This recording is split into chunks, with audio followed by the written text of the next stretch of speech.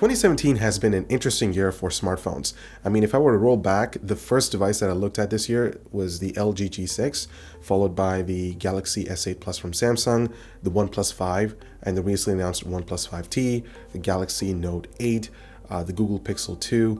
You know, these are expensive devices that come with fantastic displays, excellent cameras, great build quality and design, and a few exclusive features that make each device stand out from one another. But not everyone has the money to go out there and get the latest and greatest from Apple, Samsung, Google, or LG.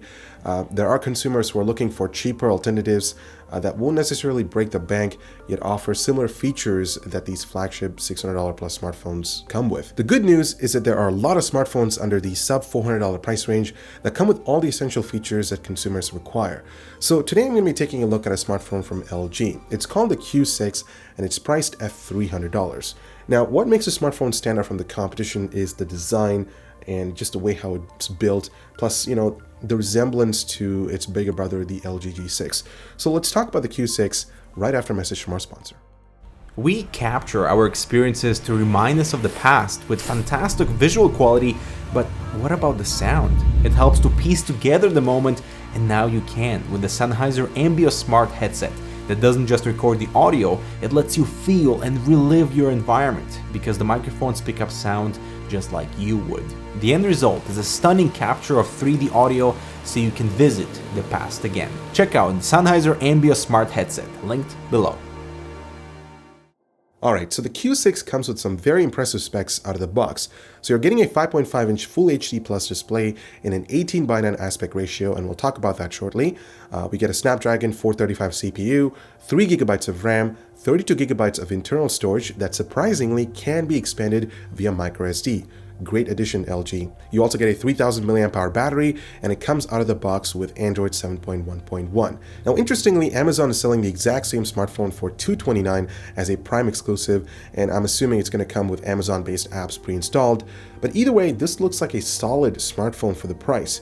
But how does it hold up? Really well, actually. Let's start with the design, and right off the bat, the Q6 reminds me of the LG G6, which is a slightly more expensive device that comes with a higher resolution display, faster CPU, and a slightly better build quality.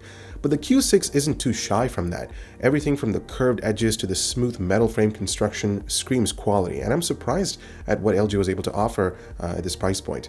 However, the rear side of the phone is covered in plastic material rather than glass, so it can scratch up easily and pick up grease, so a case or skin is highly recommended. Oh, and did I forget to talk about the headphone jack? Yeah, so LG has included one with the Q6, which is amazing, and I know that might sound silly, but take a look at the Pixel 2 or the new iPhone. Those expensive devices lack an essential feature that a lot of consumers embrace, so I'm glad that LG has included that on the Q6, especially for the price. Now, the lack of a fingerprint sensor is a disappointment, especially since competing smartphones from Nokia, Honor, Motorola within the same price range featured that type of authentication. LG could have added one at the back, and I really missed it coming from the Pixel 2. But if you really care about security, look towards the Nokia 6 or the Honor 7X. They're priced similarly to the Q6, and they offer a built-in fingerprint reader. LG has implemented face recognition to unlock the device, which is a hit or miss sometimes depending on lighting conditions, plus it's not as secure as a fingerprint sensor. Let's switch gears and talk about that display. LG managed to fit a 5.5-inch IPS LCD panel on the Q6, and it looks really good in person. Here's a comparison shot to the Pixel 2 that sports a slightly smaller 5-inch display, and interestingly, both these devices are almost identical in terms of dimensions. The minimal bezels are certainly a welcoming change on the Q6 because the taller screen yields a lot more screen real estate, plus it helps a lot with multitasking, and you can also get to experience native 21:9 content without those huge black bars at the top and bottom. While the resolution is only 1080p, it's more than enough for content consumption, plus it should complement longer battery life. However, I did notice that the panel was a bit too over-sharpened. At first, it didn't bother me that much, but after comparing it to the Pixel 2's display, which features a 1080p resolution, it's noticeably disturbing.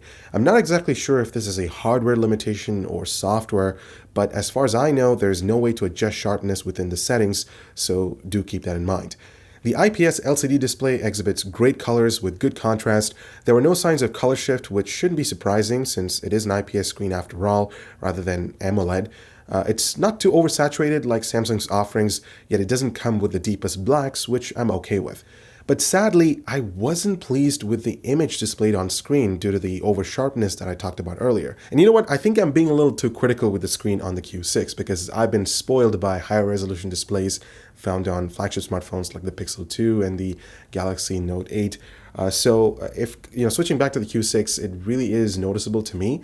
But if you're coming from something like a 720p display or a 480p display, this is definitely worth an upgrade because the screen is just awesome. It's an 18:9 display, as I mentioned earlier. You get a lot of vertical screen real estate, and of course the colors do pop.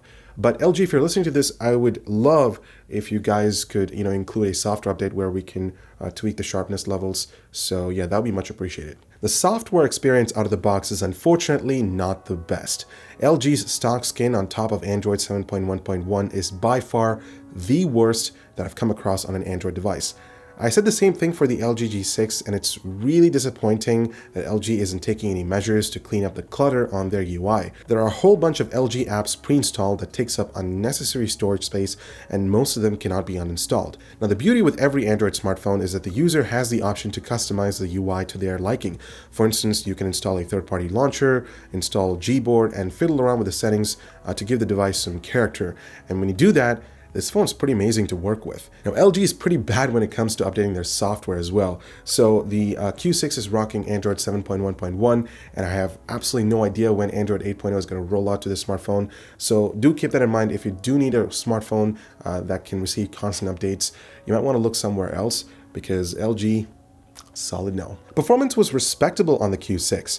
Remember, this phone is rocking a Snapdragon 435 octa-core CPU that's clocked at 1.4 GHz, so opening up apps might take a few seconds and you might experience occasional stutters when navigating through that horrible UI. But multitasking, on the other hand, works fast, and that's thanks to the inclusion of 3 GB of RAM. If you're planning to use this device to check email, browse the web, watch YouTube videos, you'll be just fine, except if you're into hardcore gaming. The Q6 sports a 3000 mAh battery, and it charges via micro USB and not Type-C, so keep that in mind. It also supports Qualcomm's Quick Charge 2.0, which is really nice. I was easily able to power through a day and a half of use with just a single charge, and there are a few contributing factors to this. Number one, you've got a power-efficient CPU and a 1080p display instead of a QHD panel, plus the battery life always depends on usage. So if you're a light user, you can easily cruise through a couple of days, no problem, but if that usage intensifies, expect shorter screen on times. Last up, let's talk about the camera. So the rear sensor is a 13 megapixel shooter with an f2.2 aperture, and the sensor can shoot 1080p video up to 30 frames per second. Now, I basically left all the settings in auto mode with HDR turned on for the best possible results. And as you can see, the pictures are not the best, but I guess I could give them a pass. There's not a lot of detail in the shots, and I think part of that had to do with the software processing the image from the sensor. But there's also the dynamic range is not the best. You can definitely expect the highlights to be blown out in some situations, and especially in harsh conditions, you're not going to get the best results. The sensor also doesn't do a good job in low light, so I would highly recommend staying away from the smartphone, especially if you're into mobile photography. But let's take a look at some more samples.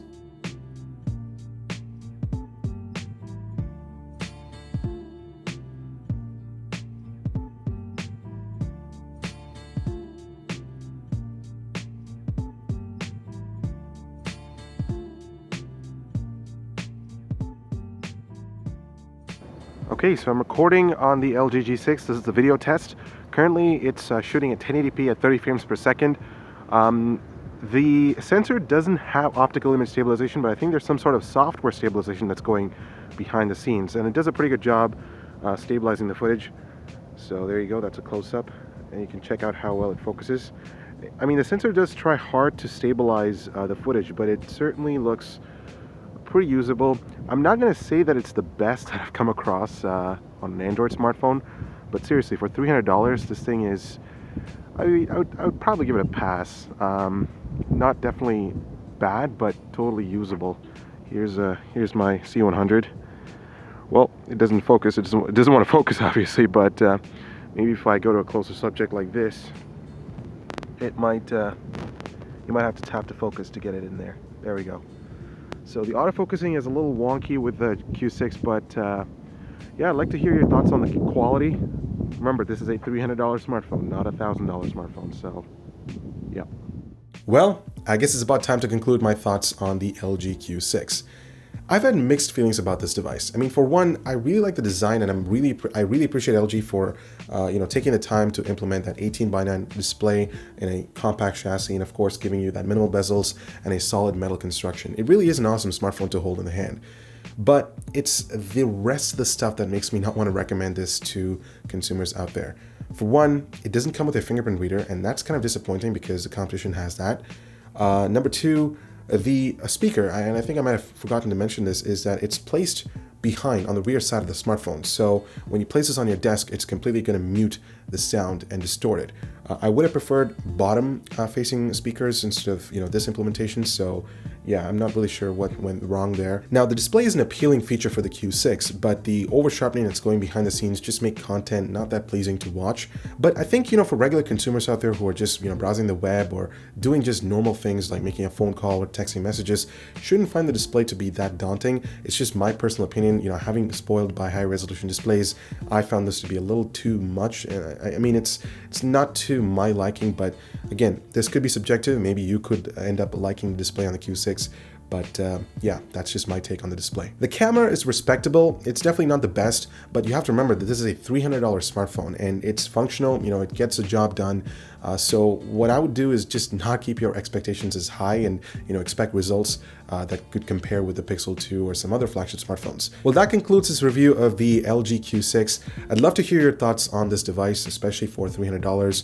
Are you willing to compromise on the camera, the display, the lack of a Type-C connector, the lack of IP67 water and dust resistant rating, and of course a few other flagship features that you would expect on a $1,000 smartphone?